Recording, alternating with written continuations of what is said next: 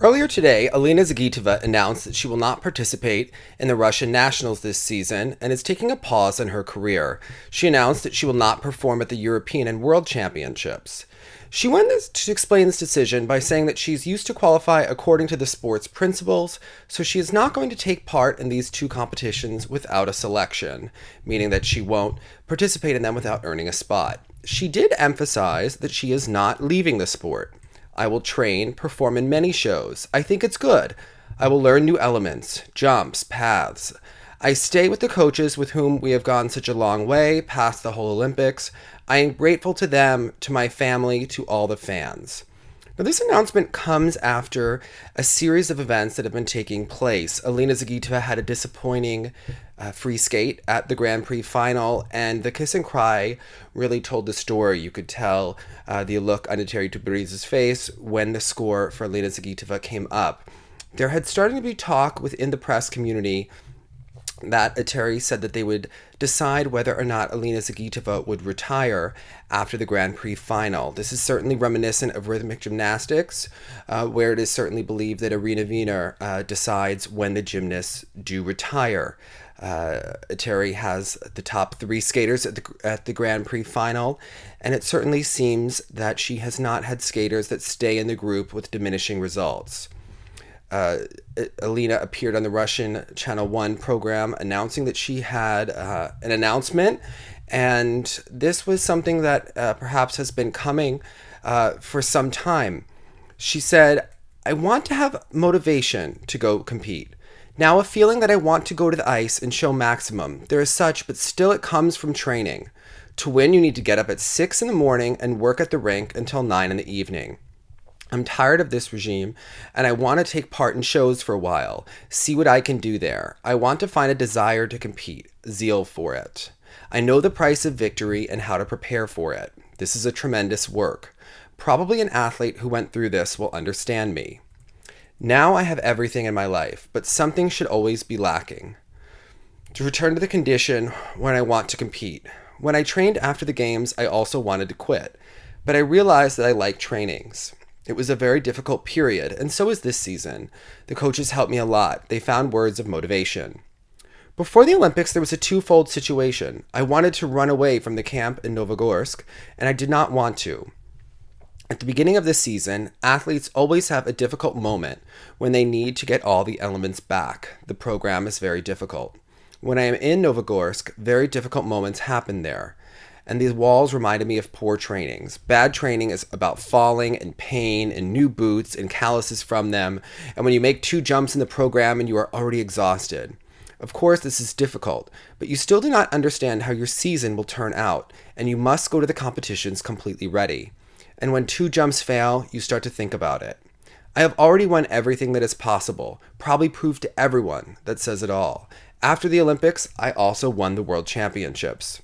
I even wrote myself an official promise that I promised to go to competitions, to worlds. I undertook to skate well and do everything in my power to perform at this competition. The federation even has it. Then I wrote a promise that I will perform at the Japan Open and 2 Grand Prix events. I did it. Since I've written, I keep my promises. But I didn't write about the Grand Prix final. I did not have such motivation. Now I am not ready to write the next promise yet, because I do everything that I write. At the moment, I am not ready to go to the Russian nationals. Quadruples must be mastered at a younger age than 17 years. Our sport is getting younger. It was necessary to learn them before the Olympics, but there was a risk of injury. Then my jump content was enough for me. And then I began to grow up. Discoordination appeared, and at that moment, the main thing was to keep all of the jumps in order to perform them cleanly and well. The coaches are my family in sport. Only we know what we went through. There were difficulties, there were joyful moments. I'm not going to leave them. We will continue to work together. Now I prepare for Tatiana Navka's show. Come to see me. I'll have the role of Sleeping Beauty there. I'm in the process of preparing for the exams, Russian, mathematics, biology. Most likely I will graduate from a sports institute. My whole life revolves around sports. I will learn to be a coach, most likely. I want to thank the Sambo 70 school, which makes it possible for teachers to work with me on Skype. In the Olympic season, I only had training. I did not study at all. I studied with the teachers even on vacation in order to prepare me quickly for exams. Now, it's very interesting. Alina Zagitova didn't actually say that she is officially retiring, although this has all of the hallmarks of a retirement announcement. Athletes don't typically retire officially. Of course, someone can always make a comeback. However, it's important to note Michelle Kwan was just taking a year away from competition, and then we never got an update. She never decided to come back. Adelina Sotnikova, Elena Rodionova, there were never official retirement announcements. Yulia Lipnitskaya actually did officially retire, but that was after she was in treatment for eating issues.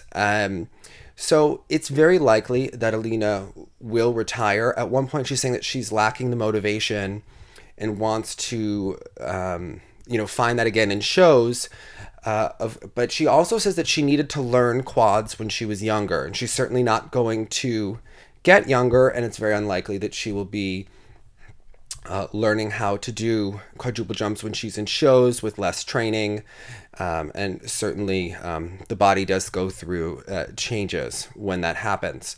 And it's also interesting that all of the usual suspects who make comments in the press, all of the famous Russian skating coaches and former skaters went on social media. They went in the press to obviously wish Alina well.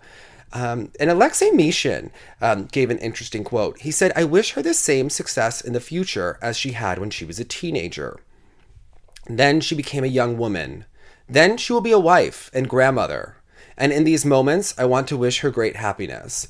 So he's already wishing her farewell, have a nice life, and already mentioning grandmother. And it's interesting because there was such controversy when it came out from a camp in Canada that allegedly Eteri Dudbaridze had told Evgenia Medvedeva to go have babies. And it makes it now seem as though perhaps Eteri wanted Evgenia to retire.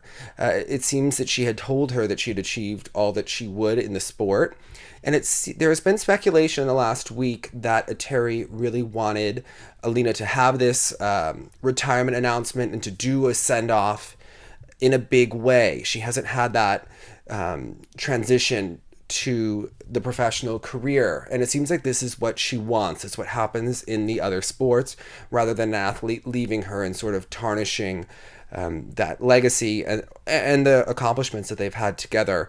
If you have been paying attention, Zagitova had the rough outing at the Grand Prix final. Then she subsequently withdrew from the gala. She gave a speech about an injury. She didn't mention any injuries today or say that that was the reason why she is choosing to step away. It's also interesting that though Eteri has publicly been very supportive of Alina and saying that she gives all athletes an equal chance, Eteri's sister actually went on social media and was making comments that there's no problem with the training. The only problem is lazy athletes. And it seemed to be to many fans that she was referring to Alina. And this is an interesting practice because those skaters that have left Eteri Tudbaridze typically get cut down. We all remember Evgenia, who really defied Eteri's wishes. She stopped returning her messages, and then she got a new coach and a non-Russian coach, and it seemed like that really upset Eteri. And many would argue that Evgenia was kind of intentionally destroyed and painted in a bad light in the Russian media by Eteri. I would imagine that Alina certainly learned from that, and it seems that she has been following instructions of what she has to do. There were also comments that came out about Lipnitskaya from Ilya Alverbuk at the time. Her mother was certainly bad-mouthed when she switched coaches before eventually retiring. Paulina Shelopin was also briefly cut down back in the day. And it seems that, the message got out that Zagitova wasn't working hard enough and that her training certainly isn't a reflection on Eteri, and it certainly isn't a reflection on the technique. But over and over again, we have seen that this technique fails by age 17. You can see the video I did on the timeline, and things are matching up. It was really interesting to watch Anna, Alyona, and Alexandra sit together at the Grand Prix because this is this is Alina at 17 years old, the same age that they are primed to be in the Olympic season. Alina Kosternaya will actually be 18. And that'll be interesting to see. Are they in peak physical condition? Or will some of the juniors start to make it? Will Kamila Valieva, Daria Usashova, Alyona Kanisheva, or other skaters we don't even know about, will they push them out? And I think that that's a really interesting discussion to have. How much longer is the sport going to be able to thrive if there's a new champion every year or two? And is that really producing the kind of beautiful skating that made people fall in love with the sport? Jumping and skating are somewhat different. They're two different skill sets, and certainly jumping is becoming more and more valuable, and the sport really tries to have a combination of both, and at times there's been an equilibrium. It's certainly pushed towards the jumps, and while no one is saying to stop the progress, I think we're seeing now that the skaters cannot last. They're not lasting through puberty, especially with this technique. A skater like Elizaveta Tuktamisheva learned how to jump more with her legs from the Alexei Mishin school of jumping, and we see that she can last longer, although she hasn't achieved the same consistent results of Eteri Tudoridz's skaters. It's important to remember her best year involved her taking meldonium. When that no longer happened, she had injuries, and the results also diminished. It was not the same force of skating on the ice, and we've seen her really work back into form in the last years, but we've seen that that technique has stood her well, and it seems that the girls who study under Eteri have consistently lost their jumps and consistently struggled, and it seems that not only do they struggle physically, but the mental and emotional toll of being basically passed over by a new generation is something that really finishes them off. The stuff that the changes that's starting to happen with puberty, it seems like it then becomes a psychological thing, and the force of whether or not other athletes are being favored in the rink or things like that is something that we really have to wonder about. These athletes do seem to get passed over, and is that something that will affect these girls for the rest of their lives?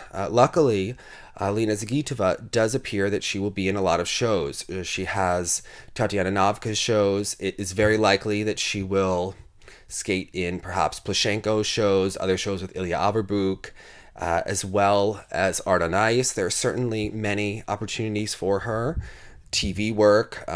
She is filming a movie in both Russia and Japan.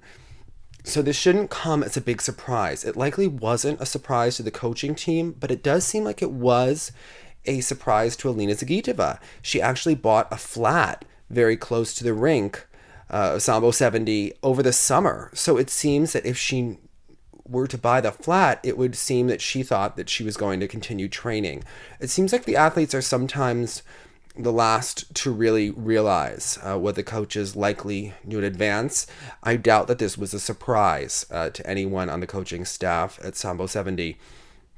There certainly has been a ton of chatter. One of the interesting things is that with all of these contracts, the makeup contract, the coaches at Sambo 70 get a percentage. So if you notice, Alina said that she will continue to work with the school, and she got kind of a very glammed up send-off. She was walking down the hallway in the news. They really put it on the primetime news channel that an athlete is not going to compete. She was dressed up. They interviewed her, and they really gave her a great deal of attention and a send-off for a queen. And it's interesting because she'll likely get a lot of professional opportunities from that, the way that she was transitioned to the next chapter. Well, because she is still technically a member of Sambo 70 and still competing, Eteri will get 40% of what she earns in shows, for endorsements, and the like, for appearances. So, and on top of that, she will also have to pay the Russian Federation a percentage, but she'll also likely get lucrative contracts. Perhaps she will still be performing in Japan and things like that. So the percentage that she has to pay to Eteri that she would pay for competition results, that remains in place. So just interesting food for thought there when you realize why she says that she is staying, why she certainly has publicly a very positive relationship with Terry, who is increasingly powerful in Russia and likely almost a quasi-agent of sorts, certainly a manager figure for Alina. So I think that that is also interesting.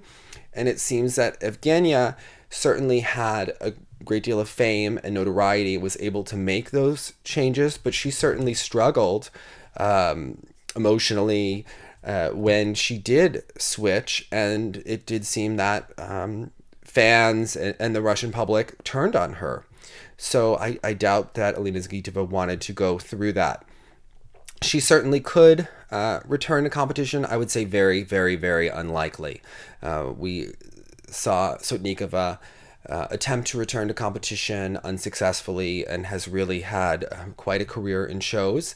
And having two Olympic champions in shows in Russia, they've had certainly many programs on Russian TV in the past. And I would say that with Alina and Adelina, there certainly could be more productions on TV in the future, perhaps competitive shows. You could even imagine certainly almost professional competitions. Yulia, Adelina, Alina, and who knows who else will participate. But it's certainly an interesting thing to track as we look ahead to the Russian nationals.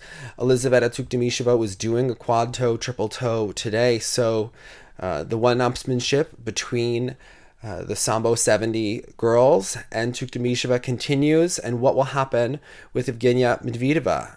There was also a video that was posted on Tuktamysheva's account. It seemed like she's made comments that her former agent was trying to destroy her reputation. So there seems certainly some controversy there.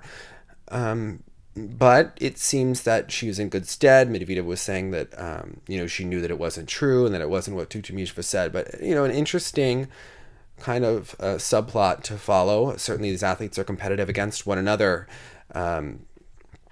It would not be unreasonable to wonder, how that video was created.